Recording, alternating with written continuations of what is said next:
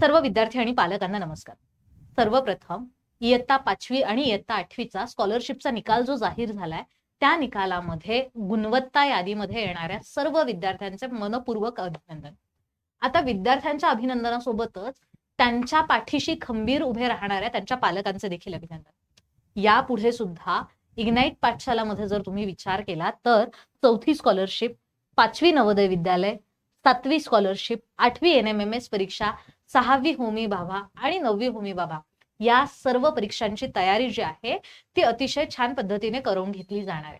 आता हे सांगण्याचं कारण असं की गुणवत्ता यादीमध्ये आलेले बरेच विद्यार्थी ज्यांना स्कॉलरशिप मिळालेली आहे ते इग्नाइट पाठशालामध्ये तयार झालेले आहेत. आता या सर्व विद्यार्थ्यांचं अभिनंदन तर आम्ही करतोच आहोत, परंतु यासोबतच आम्हाला तुमची सुद्धा थोडीशी गरज आहे त्या विद्यार्थ्यांपर्यंत पोहोचण्यासाठी.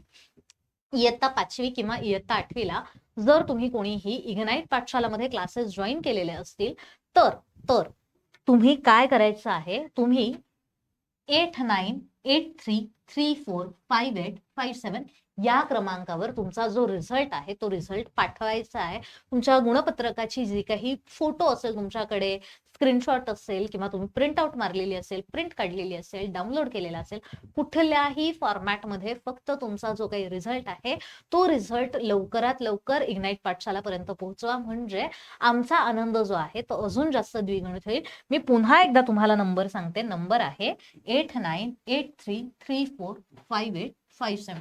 तुम्ही 5वीला असाल किंवा तुम्ही 8वीला असाल, तुम्ही पात्र जरी झालेले असाल, असं मी नाही म्हणते की जे फक्त गुणवत्ता यादीत आले त्यांनीच पाठवायचंय.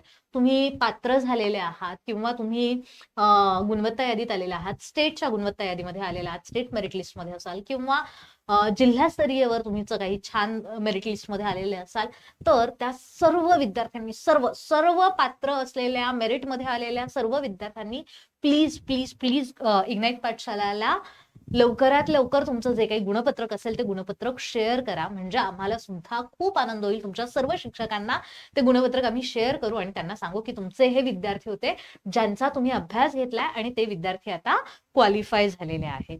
थँक्यू.